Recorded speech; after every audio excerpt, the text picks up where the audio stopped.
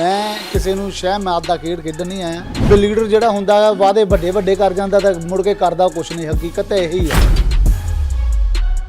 ਆ ਹੁਣ ਪਿਛਲਾ ਸਾਲ ਇਹਨਾਂ ਨੇ ਸਾਰਾ ਇੱਕ ਹਿਡਨ ਏਜੰਡੇ ਤਹਿਤ ਆਪਸੀ ਲੜਾਈ ਪਾ ਲਈ ਜਿਹੜੀ ਕੁਰਸੀ ਦੀ ਲੜਾਈ ਕੀ ਅੱਜ ਇਹਨਾਂ ਨੂੰ ਲੋਕ ਪੁੱਛਣ ਵੀ ਜਿਹੜੇ ਪੰਜਾਬ ਦੇ तमाम ਮਸਲੇ ਜਿਹੜੇ ਉਠਾਉਂਦੇ ਰਹੇ ਆ ਸਾਡੇ ਕੈਪਟਨ ਸਾਹਿਬ ਔਰ ਨਵਜੋਤ ਸਿੱਧੂ ਜੀ ਕੀ ਉਹ ਅੱਜ ਸਾਰੇ ਹੱਲ ਹੋ ਗਏ ਆਪਾਂ ਚੰਦਨ ਜੀ ਗੱਲ ਕਰੀਏ ਤੇ ਅੱਜ ਹੀ ਇੱਕ ਕਾਨਫਰੰਸ ਹੋਈ ਹੈ ਭਾਟੀਆ ਜੀ ਵੱਲੋਂ ਕਮਲਜੀਤ ਸਿੰਘ ਭਾਟੀਆ ਵੱਲੋਂ ਉਹਨਾਂ ਵੱਲੋਂ ਕਿਹਾ ਗਿਆ ਕਿ ਅਸੀਂ ਕਾਫੀ ਦੇਰ ਤੋਂ ਅਕਾਲੀ ਦਲ ਦੇ ਵਿੱਚ ਕੰਮ ਕਰ ਰਹੇ ਹਾਂ ਪਰ ਸਾਨੂੰ ਇਸ ਦੀ ਟਿਕਟ ਨਹੀਂ ਦਿੱਤੀ ਗਈ ਤੇ ਅੱਜ ਜਿਹੜੇ ਕਿ ਚੰਦਨ ਗਰੇਵਾਲ ਜੀ ਥੋੜੀ ਦੇਰ ਤੋਂ ਹੀ ਅਕਾਲੀ ਦਲ ਦੇ ਵਿੱਚ ਆਏ ਆ ਤੇ ਉਹਨਾਂ ਨੂੰ ਸੀਟ ਦੇ ਦਿੱਤੀ ਗਈ ਹੈ ਅਗਰ ਜੇ ਇਹ ਸੀਟ ਦਾ ਕੋਈ ਨਿਪਟਾਰਾ ਨਹੀਂ ਹੁੰਦਾ ਤੇ ਮੈਂ ਆਪਣੇ ਜਿਹੜੇ ਮੇਰੇ ਨਾਲ ਦੇ 42 ਮੈਂਬਰ ਹੈਗੇ ਉਹਨਾਂ ਦਾ ਅਸਤੀਫਾ ਵੀ ਦੇਵਾਂਗਾ और मेरी जो मॉरल ड्यूटी है मैं उन्होंने कोल भी जाऊँगा और उन्होंने रिक्वेस्ट भी करूँगा मेरे नाल चलो बाकी पार्टी हाईकमान इनू बेहतर तरीके दे नाल इहदा हल कड्डेगी मैनू ऐसी आस और रही जिहड़ी मेरे पद्धर की गल हैगी तो मैं जो लोगों तो वोट लऊँगा उस वोट का मैं मेरी कोशिश है उन्होंने पूरा मुल मिले तो फरदर भी लोगों के मुद्दे होंगे की है छोटे छोटे तो उन्होंने विचारियां दे काम आ उन्होंने आया विचारियां चाह पुछो उन्होंने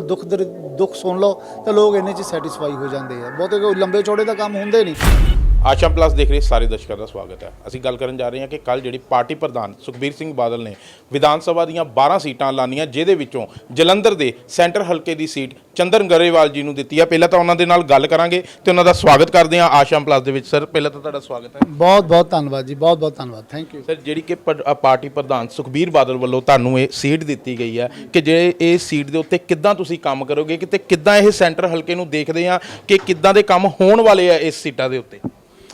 देखो गल ये आ भी जो अज पॉलिटिक्स ਲਈ ਚਲਾ मैं नवा ही हाँ ਉਹਨੂੰ ਕਹਿ ਸਕਦੇ ਹਾਂ ਆਪਾਂ ਪਰ ਇਹਨਾਂ ਮੁੱਦਿਆਂ ਦੇ ਨਾਲ ਮੈਂ ਬਹੁਤ ਚੰਗੀ ਤਰ੍ਹਾਂ ਜਾਣੂ ਹਾਂ ਲੋਕਾਂ ਦੇ ਦਰਦ ਦੇ ਨਾਲ ਮੈਂ ਚੰਗੀ ਤਰ੍ਹਾਂ ਵਾਕਿਫ ਹਾਂ ਤੋ ਮੈਂ ਇਹ ਭਾਵਨਾ ਰੱਖਦਾ ਹਾਂ ਕਿ ਅਸੀਂ ਲੋਕਾਂ ਦੀ ਆਵਾਜ਼ ਬਣੀਏ ਉਸ ਮਜਬੂਰ ਤੇ ਲਤਾੜੇ ਹੋਏ ਵਰਗ ਦੀ ਆਵਾਜ਼ ਬਣੀਏ ਔਰ ਜਿਹੜਾ ਸਾਡੀ ਇੰਡਸਟਰੀ ਹੈ ਜਿਹੜੀ ਇਹਨੂੰ ਬਹਾਲ ਕਰਨ ਦੇ ਵਿੱਚ ਮੈਂ ਆਪਣਾ ਰੋਲ ਕਿੱਦਾਂ ਵਧੀਆ ਕਰ ਸਕਦਾ ਔਰ ਬਿਜਲੀ ਦੇ ਖੇਤਰ ਦੇ ਵਿੱਚ ਜਿਹੜੀ ਵੱਡੀ ਘੋਸ਼ਣਾ ਹੋਈ ਹੈ ਜਿਹਦੇ ਵਿੱਚ ਉਦਯੋਗ ਨੂੰ ਵੀ ਲੈ ਕੇ ਜਿਹੜੀ ਸਾਡੀ ਪਾਰਟੀ ਹਾਈਕਮਾਨ ਨੇ ਘੋਸ਼ਣਾ ਕੀਤੀ ਹੈ ਤਾਂ ਹਰੇਕ ਵਰਗ ਔਰ ਸੈਕਸ਼ਨ ਦਾ ਸੀ ਜਿੱਥੇ ਸਾਡੀ ਪਾਰਟੀ ਹਾਈਕਮਾਨ ਨੇ ਧਿਆਨ ਰੱਖਿਆ ਤਾਂ ਮੈਂ ਵੀ ਕੋਸ਼ਿਸ਼ ਕਰੂੰਗਾ ਵੀ ਲੋਕਾਂ ਦੀਆਂ ਆਸਾਂ ਉਮੀਦਾਂ ਦੇ ਅਸੀਂ ਪੂਰਾ ਉਤਰ ਸਕੀਏ ਜੇ ਗੱਲ ਕਰੀਏ ਤੇ ਇੱਥੇ ਪਹਿਲਾਂ ਵੀ ਦੋ ਦਿੱਗਜ ਹੈਗੇ ਆ ਜਿਹੜੇ ਕਿ ਇੱਕ ਕਾਂਗਰਸ ਤੋਂ ਤੇ ਇੱਕ ਆਪਣੇ ਬੀਜੇਪੀ ਤੋਂ ਮਨੋਰੰਜਨ ਕਾਲੀਆ ਜੀ ਹੁਣ ਤੁਸੀਂ ਆਏ ਆ ਅਕਾਲੀ ਦਲ ਵੱਲੋਂ ਤੇ ਤੁਸੀਂ ਕਿੱਦਾਂ ਦੇਖਦੇ ਆ ਕਿ ਉਹਨਾਂ ਨੂੰ ਕਿੱਦਾਂ ਮਾਰਕ ਦੋਗੇ ਇਸ ਚੀਜ਼ देखो कोई भी किसी को शिकस्त या मात जी है कोई बंदा इंडिविजुअल नहीं दे सकता वो परमात्मा वो अकाल पुरख दे जो मर्जी में शामिल होवे फिर ही वो सब कुछ पॉसीबल हो पाता तो मैं किसी को शह मैच का खेड खेडन नहीं आया मैं लोगों के विश्वास को बहाल करने लिए आया मैं लोगों के विश्वास को बहाल करना चाहना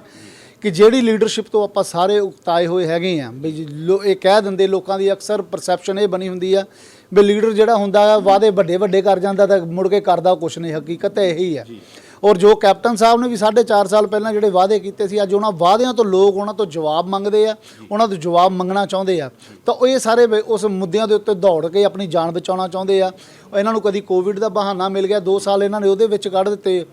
आ हुण पिछला साल इन्होंने सारा एक हिडन एजेंडे तहत आपसी लड़ाई पा ली जी कुर्सी की लड़ाई की अज इन्हों लोग पुछन भी जोड़े पंजाब के तमाम मसले जोड़े उठाते रहे आ साडे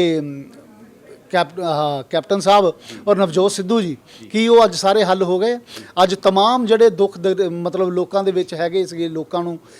जरूरतों को लैके कि वो सारियां पूरियां हो गई तो अज भी सवाल और मुद्दे उत्थे ही खड़े हैगे आ और असी कोशिश करांगे श्रोमणी अकाली दल और बहुजन समाज पार्टी की जे सरकार आउंदी है तो असी जो कहिए वो करांगे जो असी जो साडे पार्टी हाईकमान ने जिहड़ा 13 29 प्रोग्राम उन्होंने दिता उहदे विच हरेक वर्ग का उन्होंने ध्यान रखिया हैगा तो मैं समझदा कि कोई वड्डी हिमायत जिहड़ी है लोगों की वो साडे पक्ष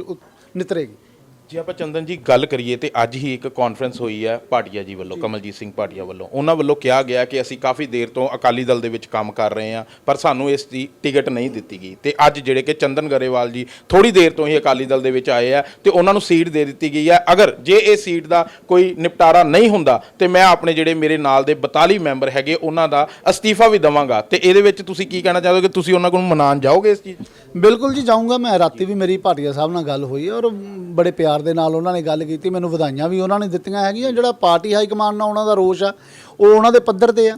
ਔਰ ਮੇਰੀ ਜੋ ਮੋਰਲ ਡਿਊਟੀ ਆ, ਮੈਂ ਉਹਨਾਂ ਦੇ ਕੋਲ ਵੀ ਜਾਊਂਗਾ ਔਰ ਉਹਨਾਂ ਨੂੰ ਰਿਕੁਐਸਟ ਵੀ ਕਰੂੰਗਾ ਮੇਰੇ ਨਾਲ ਚੱਲੋ। ਬਾਕੀ ਪਾਰਟੀ ਹਾਈ ਕਮਾਨ ਇਹਨੂੰ ਬਿਹਤਰ ਤਰੀਕੇ ਦੇ ਨਾਲ ਇਹਦਾ ਹੱਲ ਕੱਢੇਗੀ, ਮੈਨੂੰ ਐਸੀ ਆਸ ਹੈ। ਜਿੱਦਾਂ ਕਿ ਤੁਹਾਨੂੰ ਇਹ ਸੀਟ ਮਿਲੀ ਹੈ ਤੇ ਤੁਹਾਡੇ ਕੀ ਮੁੱਖ ਏਜੰਡੇ ਰਹਿਣਗੇ ਇਸ ਸੈਂਟਰ ਹਲਕੇ ਦੇ ਵਿੱਚ, ਕੀ ਕੰਮਾਂ ਤੋਂ ਜਿੱਦਾਂ ਕਿ ਤੁਸੀਂ ਇਸ ਸੀਟ ਨੂੰ ਜਿੱਤਦੇ ਹੋ ਤੇ ਕਿਹੜੇ ਪਹਿਲ ਦੇ ਆਧਾਰ ਤੇ ਕੰਮ ਕਰਵਾਓਗੇ? ਜਿਹੜੀ ਕਮਿਟਮੈਂਟ ਮੈਂ ਲੋਕਾਂ ਨਾਲ ਕੀਤੀ ਹੋਊਗੀ, ਜਿਹੜੀ ਕਮਿਟਮੈਂਟ ਮੈਂ ਲੈ ਕੇ ਲੋਕਾਂ 'ਚ ਜਾਊਂਗਾ, ਜਿਹੜੇ ਵਿਸ਼ਵਾਸ ਲੈ ਕੇ ਲੋਕਾਂ 'ਚ ਜਾਊਂਗਾ, ਪਹਿਲੀ ਤਾਂ ਮੇਰੀ ਪ੍ਰਾਇੋਰਟੀ ਇਹ ਹੈਗੀ ਹੈ ਕਿ ਉਸ ਵਿਸ਼ਵਾਸ ਨੂੰ ਬਹਾਲ ਕਰੀਏ। ਮੈਂ ਤੁਹਾਨੂੰ ਬਾਰ-ਬਾਰ ਇਸ ਚੀਜ਼ ਤੇ ਸਟ੍ਰੈਸ ਪਾਉਣਾ ਔਰ ਜਿੰਨੇ ਵੀ ਮੇਰੇ ਵੀਰ ਤੁਹਾਡੇ ਤੋਂ ਪਹਿਲਾਂ ਜਿਹੜੀ ਇੰਟਰਵਿਊ ਕਰਕੇ ਗਏ ਹੈਗੇ ਉਹਨਾਂ ਨੂੰ ਮੈਂ ਮੁੱਖ ਤੌਰ ਦੇ ਵਿੱਚ,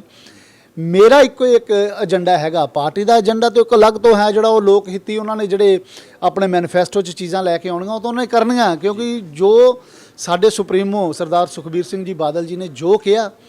ਭਵਿੱਖ ਦੇ ਵਿੱਚ ਵੀ ਤਾਂ ਹੁਣ ਵੀ ਜੋ ਉਹਨਾਂ ਨੇ ਕਿਹਾ ਉਹ ਕੀਤਾ। ਹੁਣ ਫਰਦਰ ਜਿਹੜੀ ਜੇ ਸਰਕਾਰ ਆਉਂਦੀ ਹੈ ਤਾਂ ਜੋ ਉਹਨਾਂ ਨੇ ਕਿਹਾ ਉਹ ਕਰਨਗੇ। ਔਰ ਰਹੀ ਜਿਹੜੀ ਮੇਰੇ ਪੱਧਰ ਦੀ ਗੱਲ ਹੈਗੀ, ਤਾਂ ਮੈਂ ਜਦੋਂ ਲੋਕਾਂ ਤੋਂ ਵੋਟ ਲਵਾਂਗਾ ਉਸ ਵੋਟ ਦਾ ਮੇਰੀ ਕੋਸ਼ਿਸ਼ ਆ ਉਹਨਾਂ ਨੂੰ ਪੂਰਾ ਮੁੱਲ ਮਿਲੇ। ਜਿੱਦਾਂ ਕਿ ਆਪਾਂ ਭਾਵੇਂ ਆ ਵੀ ਰੁਪਈਆ ਨਾ ਮਿਲੇ, ਉਹਨਾਂ ਦੀਆਂ ਆਸਾਂ ਉਮੀਦਾਂ, ਮਤਲਬ ਲੋਕ ਇਹ ਨਾ ਸਮਝ ਲੈਣ ਮੈਂ ਤਾਂ ਦੁਬਾਰਾ ਤੋਂ ਤੁਹਾਡਾ ਮਾਈਕ ਇੱਧਰ ਨੂੰ ਕਰਵਾ ਲਿਆ। ਪੈਸਾ ਦੇਣਾ ਮੁੱਲ ਨਹੀਂ ਹੁੰਦਾ, ਮੁੱਲ ਹੁੰਦਾ ਵੀ ਉਹਨਾਂ ਦੀਆਂ ਭਾਵਨਾਵਾਂ ਦੀ ਕਦਰ ਕੀਤੀ ਜਾਵੇ, ਜਿਹੜੇ ਕੰਮ ਜਿਹੜੀਆਂ ਆਸਾਂ ਉਹ ਸਾਡੇ ਤੋਂ ਲੈ ਕੇ ਆਉਣ ਉਹਨਾਂ ਨੂੰ ਪੂਰਾ ਕੀਤਾ ਜਾਏ। ਜੇ ਅਸੀਂ ਸੈਂਟਰ ਹਲਕੇ ਦੀ ਗੱਲ ਕਰਦੇ ਹਾਂ, ਸੈਂਟਰ ਹਲਕੇ ਦੇ ਵਿੱਚ ਆਪਣੇ ਕਾਫੀ ਪ੍ਰੋਬਲਮਸ ਆਉਂਦੀਆਂ। ਕਈ ਲੋਕੀ ਕਈ ਵਾਰੀ ਇੱਕ ਥੋੜੇ ਦਿਨ ਪਹਿਲਾਂ ਇੱਕ ਵੀਡੀਓ ਹੀ ਵਾਇਰਲ ਹੋਈ ਸੀਗੀ ਜਿੱਥੇ ਕਿ ਬੇਰੀ ਜੀ ਇੱਕ ਉਦਘਾਟਨ ਕਰਨ ਗਏ ਸੀਗੇ ਤੇ ਉੱਥੇ ਉਹਨਾਂ ਦੇ ਲੋਕਾਂ ਨੇ ਬਹੁਤ ਵਿਰੋਧ ਕੀਤਾ ਸੀ। ਉਹਨਾਂ ਦਾ ਹਰੇਕ ਲੋਕਾਂ ਦਾ ਇਹੀ ਕਹਿਣਾ ਕਿ ਜਦੋਂ ਸਰਕਾਰ ਦੇ 4 ਸਾਲ ਹੋ ਜਾਂਦੇ ਆ, 4 ਸਾਲ ਤੋਂ ਬਾਅਦ ਹੀ ਜਿਹੜੇ ਕਿ MLA ਆ ਜਾਂ ਕੌਂਸਲਰ ਆ ਉਹੀ ਅੱਗੇ ਆ ਕੇ ਦਿਖਦਾ, ਤੇ ਜੇ ਕਿ ਤੁਸੀਂ ਆਉਂਦੇ ਆ ਤੇ ਉਹ ਕਿੱਦਾਂ ਰਹੇਗਾ ਤੁਹਾਡਾ? ਤੁਸੀਂ ਦੇਖੋਗੇ ਵੀ ਸਾਡਾ ਮੰਜਾ ਬਿਸਤਰਾ ਉੱਥੇ ਲੱਗਾ ਹੋਊਗਾ, ਲੋਕਾਂ ਨੂੰ ਇਹ ਕਹਿਣ ਦੀ ਲੋੜ ਨਹੀਂ ਪਏਗੀ ਵੀ ਚੰਦਨ ਗਰੇਵਾਲ ਸਾਨੂੰ ਲੱਭਦਾ ਹੀ ਨਹੀਂ ਜੀ। ਸਭ ਤੋਂ ਪਹਿਲਾਂ ਤਾਂ ਇਹੀ ਗੱਲ ਹੈ ਨਾ, ਆਮ ਲੋਕਾਂ ਨੂੰ ਇਹ ਗੱਲ ਹੁੰਦੀ, ਧਾਰਨਾ ਬਣਾਈ ਹੁੰਦੀ ਹੈ ਵੀ MLA ਤਾਂ ਸਾਨੂੰ ਮਿਲਦਾ ਹੀ ਨਹੀਂ, ਅਸੀਂ ਜਾਣੇ ਸਾਡੇ ਗੇੜੇ ਬਹੁਤ ਲੱਗਦੇ, ਅਸੀਂ ਜਾਣੇ ਸਾਡੀ ਗੱਲ ਨਹੀਂ ਸੁਣੀ ਜਾਂਦੀ। ਤਾਂ ਅਸੀਂ ਕੋਸ਼ਿਸ਼ ਇਹ ਕਰਾਂਗੇ ਕਿ ਉਹਨਾਂ ਦੇ ਵਿੱਚ ਰਹੀਏ, ਉਹਨਾਂ ਦੇ ਮੁੱਦਿਆਂ ਦੀ ਗੱਲ ਕਰੀਏ।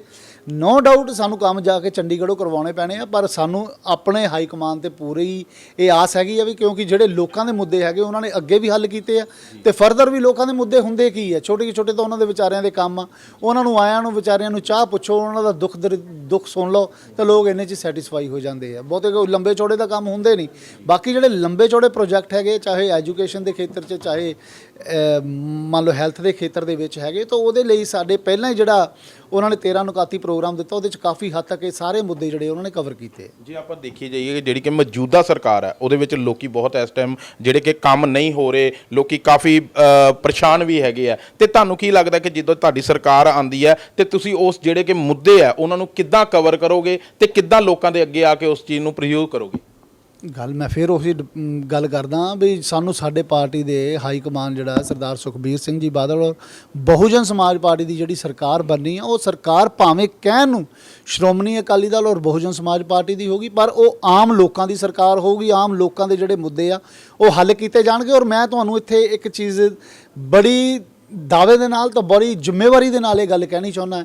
ਕਿ ਅਸੀਂ ਉਸ ਪਾਰਟੀ ਤੋਂ ਆ, ਅਸੀਂ ਉਸ ਪਾਰਟੀ ਹਾਈ ਕਮਾਨ ਤੋਂ ਆ ਵੀ ਜਿਹੜਾ ਸਾਡਾ ਹਾਈ ਕਮਾਨ ਆ 24 ਆਵਰ ਜਿਹੜਾ ਅਵੇਲੇਬਲ ਰਹਿੰਦੇ ਆ। ਵਾਹਦ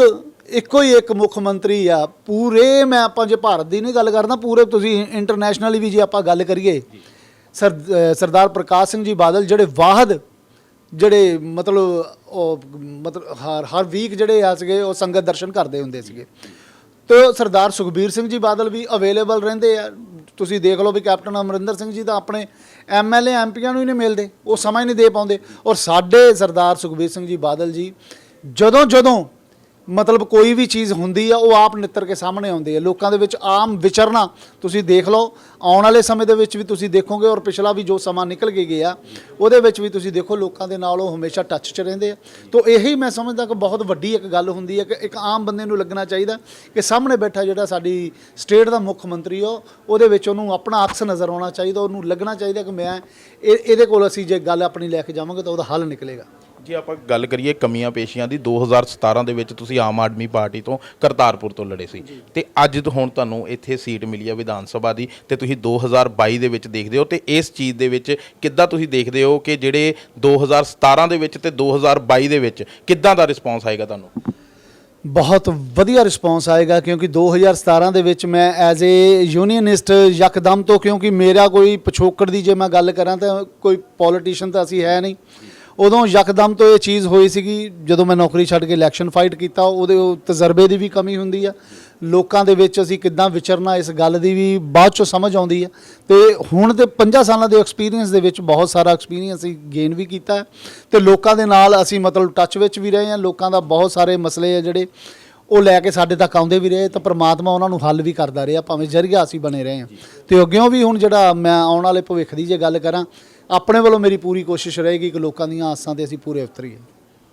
ਇਹ ਸੀ ਸਾਡੇ ਨਾਲ ਚੰਦਨ ਗਰੇਵਾਲ ਜੀ, ਜਿਨ੍ਹਾਂ ਦੇ ਕਿ ਸੈਂਟਰ ਹਲਕੇ ਤੋਂ ਸੀਟ ਮਿਲੀ ਹੈ ਤੇ ਉਹਨਾਂ ਨੇ ਸਾਨੂੰ ਇਹੀ ਗੱਲ ਕੀਤੀ ਹੈਗੀ ਹੈ, ਜਿਹੜੇ ਕਿ ਲੋਕੀ ਹੈਗੇ ਆ ਜਿਹੜੇ ਕਿ ਮੇਰੇ ਕੋਲ ਕੰਮ ਕਰਵਾਉਣ ਆਉਗੇ, ਉਹਨਾਂ ਦੇ ਮੈਂ ਆਸਾਂ ਦੇ ਉੱਤੇ ਖਰਾ ਉਤਰਾਂਗਾ। ਕੈਮਰਾਮੈਨ ਜਵੇਸ਼ ਦੇ ਨਾਲ ਅੰਮ੍ਰਿਤਪਾਲ ਸਿੰਘ, ਆਸ਼ਾਮ ਪਲੱਸ।